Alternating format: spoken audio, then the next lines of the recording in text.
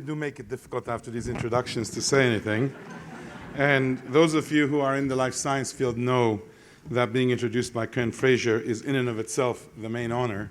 And so I want to thank him for that. Ken, all of us who work as innovators in this field, stand on your shoulders and learn from the example that you've set, both as a leader and an innovator. And Merck, for such a long time, has been the standard by which every company measures its success. So thank you so much for those kind words.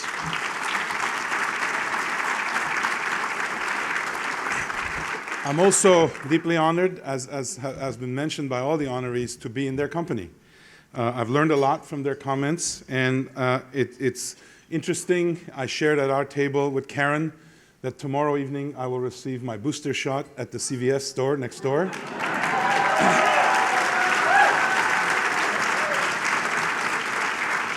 And the frontline workers that we talked about in the healthcare profession extend certainly to the totality of that industry, and certainly CVS has had a major role in that, so it's going to be my privilege to do that. And I heard from Judy's words, and I must say before my formal remarks that being a scientist entrepreneur, I already had a bit of a business idea, which I'd like to talk about offline with Judy. Here's the idea. Most places, they want to check your vaccine card on the way in. I would propose that Otis have a program where they check the vaccine card on the way out of an elevator and vaccinate people in the elevator. You have reached throughout the world. This will be done very quickly. So you can't leave Hotel California before. All right. So one of the advantages of being later in the program is the opportunity to hear from the diverse range of leaders and hear the common themes. It strikes me that all of tonight's honorees share the bravery it took to leap into the unknown during these challenging times, and the belief that whole new possibilities existed on the other side. That's what I think it's taken to lead in these difficult times. Now, I want to acknowledge my colleagues from Flagship who are here tonight, because they too exhibit these qualities, bravery and believing, every day. In fact, our whole method of inventing platforms in the life science industry is predicated on these leaps into the unknown. Usually unknowns in our case in biology and biotechnology, and that's where novel treatments and cures, transformative approaches come. They simply don't exist immediately next to where you already stand. And so this ability to leap is what I'll add to the conversation tonight. One example, a powerful example that demonstrates what can result from leading by leaping, is Moderna, a company that my firm, Flagship Pioneering, had the honor to found and develop some 10 years ago. It's the most well-known example, but it became an overnight recognized name 10 years in the making. The use of messenger RNA as a medicine in 2010 was completely a fantasy. In fact, many people called it that. Many newspapers called it that. And that was exactly the right place to leap to for us, because we needed to make that fantasy reality by doing science, not by arguing whether it's a good idea or a bad idea, but just by doing science. And what took us there is the belief that if it could be proven to work, then the results would be potentially impactful. Last January, even before we realized that the mysterious respiratory virus would lead to a global pandemic, Moderna shifted much of its development focus and resources towards a vaccine for COVID-19. Building on 10 years of this research and drug development, we were able to develop a safe and effective vaccine faster than had happened at any time in human history. As we stand here today, more than 1 billion doses of mRNA vaccine have been deployed across the globe.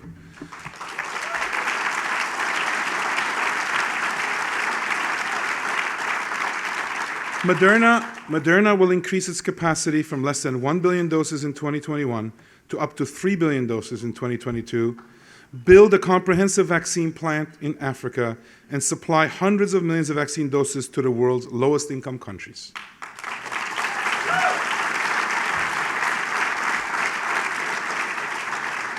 Let me acknowledge the 2,000-strong Moderna team whose dedication and hard work, really incredible work, together with partners at the NIH and many other important institutions from the government that helped. Let me thank them for what they did and the sacrifice that they made and their ingenuity. You see, one thing that isn't known is that January of 2020, we had made exactly 2,000 doses of mRNA ever. And we had applied it across 10 different clinical programs, and we thought we were well on our way to large-scale deployment of mRNA technology. As of now, we've made 600 million of those billion doses.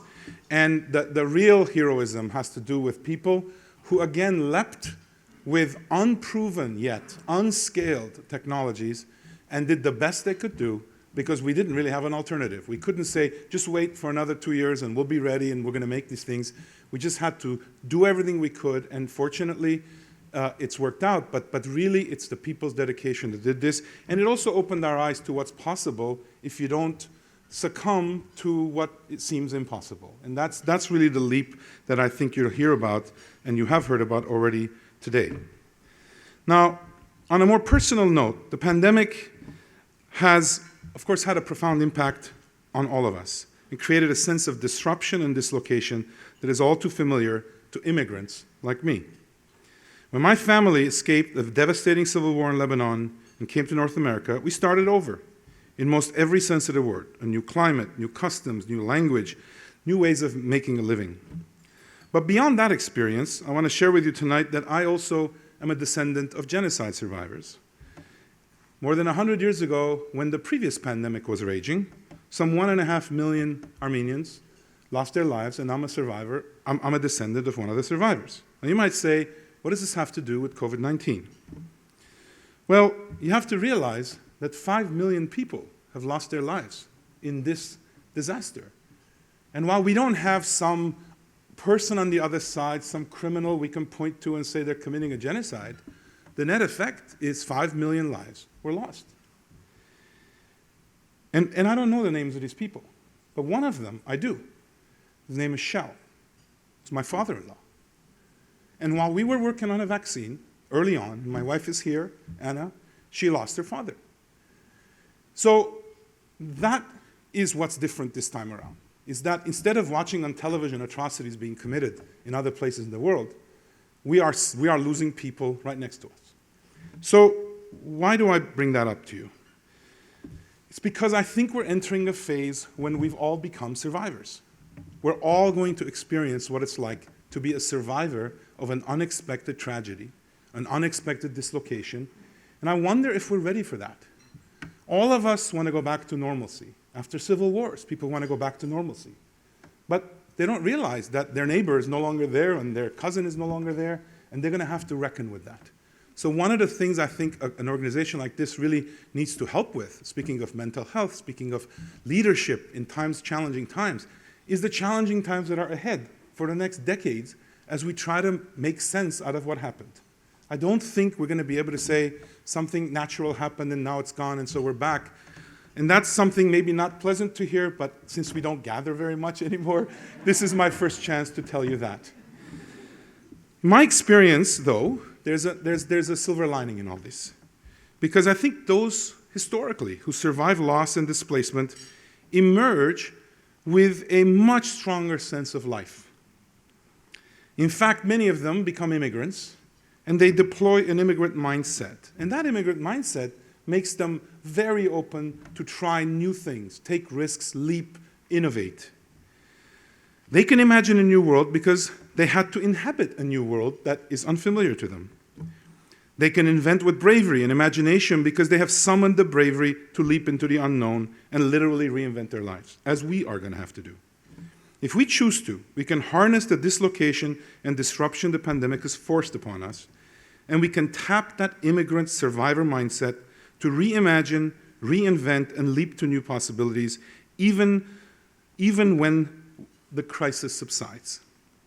So, thank you to all the brave leaders being honored here tonight, and to the leaps you've taken that have allowed us to survive and begin to thrive again.